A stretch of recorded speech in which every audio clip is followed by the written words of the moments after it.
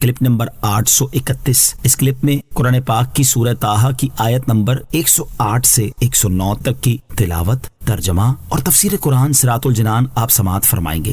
بسم اللہ الرحمن الرحیم۔ ترجمہ: اللہ کے نام سے شروع جو نہایت مہربان رحمت والا ہے۔ یومئذ یتبعون الداعی لا عوج لہ وخشعت الاصوات للرحمن فلا تسمع الا ہمسا۔ ترجمہ: اس دن پکارنے والے کے پیچھے چلیں گے، لوگوں کی طرف سے اس داعی کے لیے ادھر ادھر ہونا نہ ہوگا، اور سب آوازیں رحمان کے حضور پست ہو کر رہ جائیں گی، تو ہلکی سی آواز کے سوا کچھ نہ سنے گا۔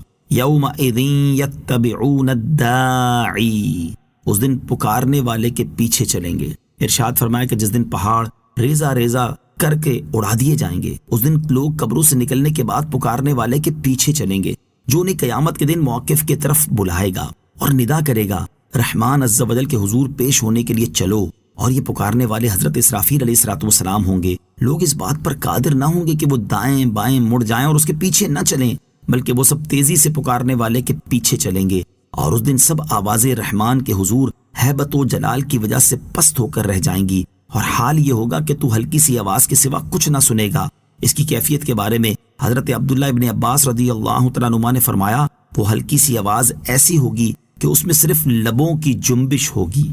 یومئذ لا تنفع الشفاعة الا من اذن له الرحمن ورضی له قولا۔ ترجمہ: اس دن کسی کی شفاعت کام نہ دے گی سوائے اس کے جسے رحمان نے اجازت دے دی ہو اور اس کی بات پسند فرمائی ہو۔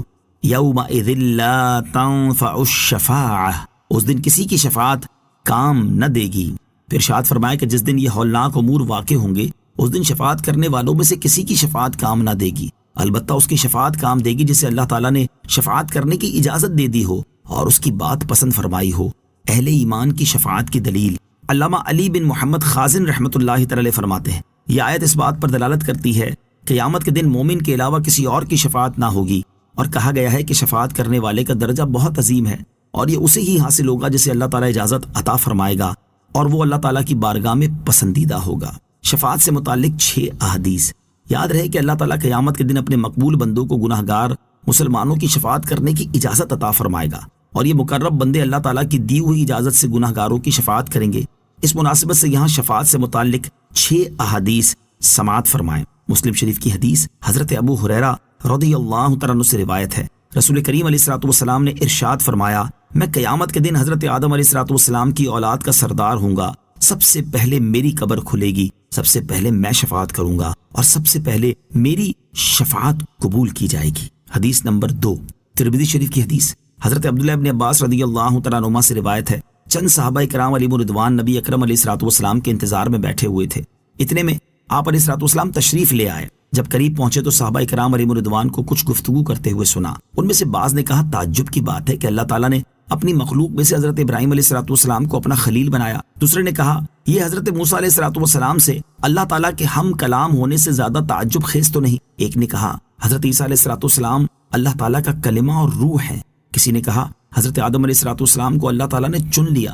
حضور پرنور علیہ السلام ان کے پاس تشریف لائے، سلام کیا اور فرمایا، میں نے تمہاری گفتگو اور تمہارا تعجب کرنا سنا کہ حضرت ابراہیم علیہ السلام خلیل اللہ ہیں، بے شک وہ ایسے ہی ہیں۔ حضرت موسیٰ علیہ السلام نجی اللہ ہیں، بے شک وہ اسی طرح ہے۔ حضرت عیسیٰ علیہ السلام روح اللہ اور کلمت اللہ ہے، واقعی وہ اسی طرح ہے۔ حضرت آدم علیہ السلام کو اللہ تعالیٰ نے چن لیا، وہ بھی یقیناً ایسے ہی ہیں۔ سن لو، میں اللہ تعالیٰ کا حبیب ہوں اور کوئی فخر نہیں۔ میں قیامت کے دن حمد کا جھنڈا اٹھانے والا ہوں اور کوئی فخر نہیں۔ قیامت کے دن سب سے پہلے شفاعت کرنے والا بھی میں ہی ہوں، اور سب سے پہلے میری ہی شفاعت قبول کی جائے گی اور کوئی فخر نہیں۔ سب سے پہلے جنت کا کنڈا کھٹکھٹانے والا بھی میں ہی ہوں، اللہ تعالیٰ میرے لیے اسے کھولے گا اور مجھے داخل کرے گا۔ میرے ساتھ فقیر مومن ہوں گے اور کوئی فخر نہیں۔ میں اولین و آخرین میں سب سے زیادہ مکرم ہوں، لیکن کوئی فخر نہیں۔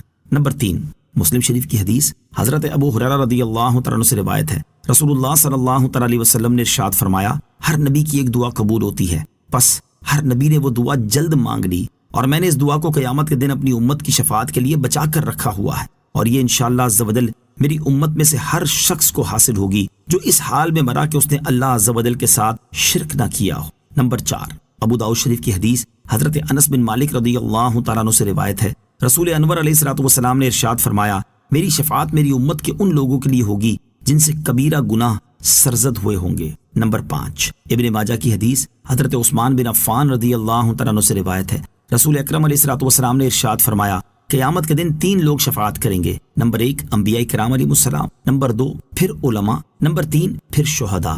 حدیث نمبر 6، ابن ماجہ کی حدیث حضرت انس بن مالک رضی اللہ تعالیٰ عنہ سے روایت ہے، سرکار دو عالم علیہ الصلوۃ والسلام نے ارشاد فرمایا، قیامت کے دن لوگ صفیں باندھے ہوئے ہوں گے، اتنے میں ایک دوزخی ایک جنتی کے پاس سے گزرے گا اور اس سے کہے گا، کیا آپ کو یاد نہیں کہ آپ نے ایک دن مجھ سے پانی مانگا تو میں نے آپ کو پلا دیا تھا؟ اتنی سی بات پر وہ جنتی اس دوزخی کی شفاعت کرے گا۔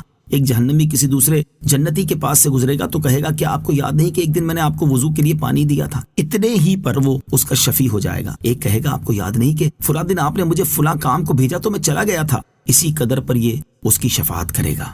صلو علی الحبیب صلی اللہ تعالی علی محمد صلی اللہ تعالی علیہ وسلم۔ مجھے اپنی اور ساری دنیا کی لوگوں کی اصلاح کی کوشش کرنی ہے انشاءاللہ عز و جل۔